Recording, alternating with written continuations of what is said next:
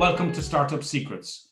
Today we are joined by Mike Webster, co-founder of one of Ireland's very successful startups, specializing in the exciting area of predictive consumer behavior and all things data science, or as folks say these days, the new oil. Welcome, Mike, to Startup Secrets. Hi guys, good to see you. How are things? Very good. So Mike, to kick off, a very simple question. Who is Mike Webster? Yeah, like I suppose, like anybody, I suppose I've had a checkered, mixed career, I suppose. Originally qualified as an engineer. My academic life took me, I did MBA in finance, qualified as a banker, which I keep very quiet. Did a strategy thing in Harvard. So the usual stuff, the usual kind of things, and had a kind of an interspersed life between corporate and startups. This is my third startup. Two prior to that was in fintech. One before that was in supply chain, and in between that, I had kind of corporate lives, exposure to more structured lives, I suppose. So it's been an interspersed career really, and between corporate life and the startup world. Yeah, and this one, it's been the most substantial, I suppose, because this has been running since 2014. The other one's kind of like blew up. The usual story. The usual, yeah. So, Mike, what exactly does your company do? So what we do is that our purpose, I suppose, for Arvoia is to really, help, we're a B2B company, and to help the companies we work with to serve their customers better using AI. What we found is that there is a lot of problems that can be solved, particularly in our focus areas, which is in travel, hospitality more recently, that can be solved using AI understanding, predictive analytics, understanding consumer behavior, and understanding behavioral traits. But if you take the amount of companies in travel that have the wherewithal to go about doing this, it's really difficult. And AI is deeply guarded in big tech. Google have their AI, which runs their ad campaigns. Facebook have their AI. If you're scrolling down through your Facebook scroll, AI in the background is predicting what next piece of content you want to see in real time. Amazon are entirely AI driven. And then some really large travel companies like booking.com are entirely AI driven. If you're on booking.com, you're going to book a hotel, what image you look at has an AI model running behind it, determining who needs to see what. So no different than your Netflix experience when you're getting, Barry, you might get for Goodwill Hunting, you might get an image of Matt Damon, and Mike, you might get an image of Robin Williams. It's determining behavior, trying to give context and content. And in most travel experiences, outside of the big tech and outside of the big OTAs, outside of the big digital first companies, this level of sophisticated AI retailing is not available to people. Amazon are trying to do it, not doing a good job. And then there's us on this side. So we're up against significant competition, but we make AI available on a very simple integration way to allow customers or business partners serve their customers better using AI. That's our fundamental principle. Okay. And what do you think makes a successful startup? Luck, resiliency. Really important, because we've gone through 3 or 4 or 5 different iterations. Overall, you're going upwards, right? But you're up, down. So, it's never as good as you think it is. It's never as bad as you think it is. But you do get, punched in the face continuously. And so resiliency is important. Bounce of the ball is good. Personal relationships with regards to the people that you do business with is really, really, really, really important. And also being able to embrace the ambiguity and uncertainty, because ambiguity tends to be the natural state. Do you know what I mean? It's not day to day. This morning I woke up and you're like, you think, all right, well, I know this to be concrete, but everything else is in flux. So how you understand and embrace that ambiguity is important, and that just being uncertain continuously. No matter how developed your company's getting, just embracing that ambiguity is important, and then understanding that perplexity is also a part of it, like not knowing what's going on sometimes is really important, because if you're not perplexed, you're not learning. So it's a couple of those things. I think describes the journey. Yeah, that makes sense.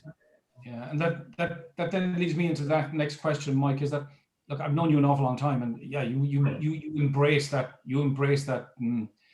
ambiguity. You embrace the creative stuff. You do embrace unstructured, which is fantastic. So try to help me understand in terms of the mind of the startup founder. What does drive you towards that? I mean, really, what keeps you going every day? As you said, you've pivoted. I know you've pivoted at least 4 or 5 times now, and really have found yourself in a really exciting space in the predictive space. So yeah, what drives you in that terms of passion? Like, I'd like to be able to say, like, the classic Silicon Valley thing, that that I want to, I really want to make people's lives better, and or that I want to, because along the way, I think there's inconsistencies in that, right? I mean, Facebook thinking they're going to do democratic good, not really, and the big guys, do no evil. Google, I'm not so sure about that. So I think one guiding, overarching thing that makes you sound, like that you're on a conquest, I think is incorrect. I think that some in my case, it's been kind of a deeply personal thing where I just wanted to try and create something. Like, and you have opportunities within other businesses where you're an employee to do that, but I think it's only when I don't think you can really create anything unless you're absorbing more or less the entire risk. So it's almost like, for me, it was like if there's been a number of times in my career where things are going really well, and then but when you reach that pinnacle of somewhere, you think, oh, things are going really well in corporate life, and you go, yeah, this is it, this is my track now. That's when I got the heebie-jeebies, because then it was like, oh Jesus, I could see exactly where it was going to turn out. So I suppose I just never wanted to have a predicted outcome as where I was going to end up. I was in cosmetics, did really well. I was in DCC holding group. I was going really well, and I kind of went, oh Jesus. As soon as I started to do well, I kind of back off, because it's like I don't want anything to be too predictable. Considering the business I'm in, it's odd, right? But so I think the driving thing for me was to be able to create something, and but it's not a comfortable place to be. It's just not a comfortable. It's not a comfortable place to be. There's a lot easier ways of living your life. I'll say that. Sure. So, Mike, a big $60 question is: if you were able to go back in time and when you were starting out, even your first startup, and you were writing yourself a letter, what would you put in that letter, do you think?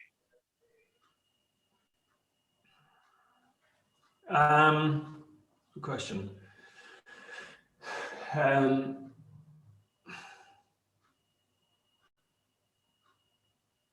You see, it's kind of unusual. Not that I'm a recidivist and I look back on things and think, things could have been different. I think so. What I look first, I look at what went right, and what went right is what went wrong, and how I reacted to it, if you know what I mean. So there's so much stuff that goes technically wrong, and some of that's bad luck. Companies about to buy you, they're bought out by somebody else and they don't want to buy you anymore. Like, those things happen twice now, which is just like bad luck, right? And you're like, oh my God. And then you learn from that not to have too much emphasis on one large customer. So then you spread your risk. And then, and the decisions we made to avoid what, like, impending doom by believing what's happening today is going to continue was good. So, and I also think the mix of corporate life and startup life was really useful. Because of structure in that. And as Barry said, I live on structure, so I know to hire people who are more structured than me, because I just would be useless at the structure part. So the only thing I do is I'd write it before I'd actually write. It's easy to say I'd write something back when I finished college, right? But it was the middle of a recession. It was 1991 out of college, and you'd like to see, like, take the risks. Kids now have a lot more flexibility to take risks than we ever did. You needed the money, you had to get a job, right? No matter where you got it. So if I was living now and I was a kid at that age and I was coming out of college, I'd say, firstly, go straight into a startup. Like, and not because, oh, it's all so cool, foosball and hacky sacks and, free food, but you'll learn more in a year or two, and put yourself, if you can, if you're either customer facing or if you're in development, but put yourself in there early. I'd like to say I would have written myself a letter to say to do that, but that just wasn't the time. 91 was get a job. Contribute to your pay off some bills and pay off your college fees and that kind of stuff. So, but if I was to write myself a letter, I don't think there's anything I regret. Loads of things we could have done better, but loads of other things could have gone haywire if we didn't make the decisions we did either. So I don't think ultimately things are never as bad as you think they are, never as good as you think they are. So if I was to look back and had to spend any time thinking of what I could have done better to make my outcomes would have been different, and who's to say those outcomes would have been better than they are now? You know what I mean? So to answer your question, nah, I wouldn't look back too far. I've made too many mistakes in my life. There's no way. That's an awful place to be. I know, that's fair, but once you think you've enjoyed it, that's the most important thing, to be honest. Yeah, exactly. Yeah. So, And Mike, just one extra quirk on that, if you don't mind. Yeah. And because I think like you've answered it very, very well, but I want to go one Sure. more layer on that onion. If you were to sit your son down, Ralph, when he's 18 years of age, now it's slightly different. What are you going to tell him? What are you going to tell him? So I'm going to tell him anything. I'm going to ask him something, right? And I'll ask him, is there something that he has an idea on, no matter what it is? And it wouldn't have just arrived at 18, right? Does he have a passion about something? And your job up to that would see if you can foster that, if there is a passion regarding anything, right? And then to have that conversation, which very few of us do, I'd imagine, or would have had back in the day, would be like, in a very just example, what would you like to do with that passion? So if that is, God forbid, you're a PlayStation passion, but look, okay, well, if that's your thing, right? Or your sport, or it's surfing, or it's botany, or whatever it is, whatever that passion, that really is where you head, right? It's just in the most simplest thing, and don't worry about the outcome. That's where you head. That doesn't, I know this is a UCC related podcast, but that doesn't necessarily mean college. If you're a carpenter, there's a mate of mine here in Kenmare, he's always been a passionate carpenter, and he's amazing. Now he's going into more like refined work. He's absolutely delighted with his life and he's an entrepreneur because he's trying to create markets and do stuff for his work.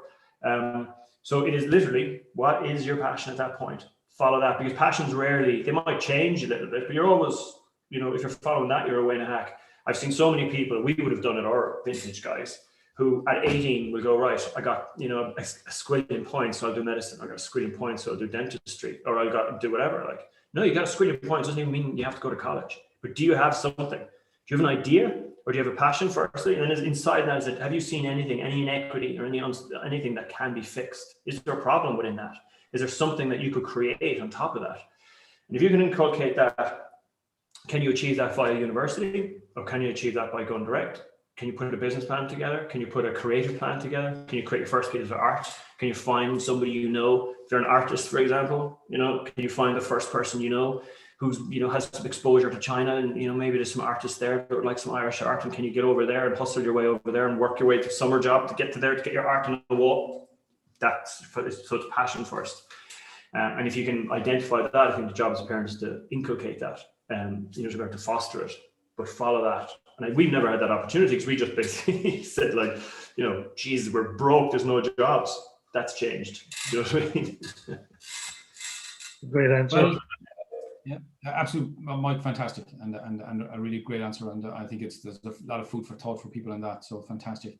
Mike, thank you very much for your time. On behalf of Mike Fuller and I, we've really enjoyed it. I think you're an inspiration, and we wish you the very best for you and all the team and how you go forward. And thank you very much for joining us. Thanks, guys. And anybody listening to this, if they ever have any interest, anybody got any interest in understanding how we predict human behavior, where the future of that lies, there's a lot of stuff coming down the line, and who owns AI, and it's the democratic access to that. My email is on our website, arvoia.com. More than happy to have a chat with any student, potential student, or anybody related to UCC. More than happy to have a chat. Brilliant. Thank you, Mike. Thanks, guys.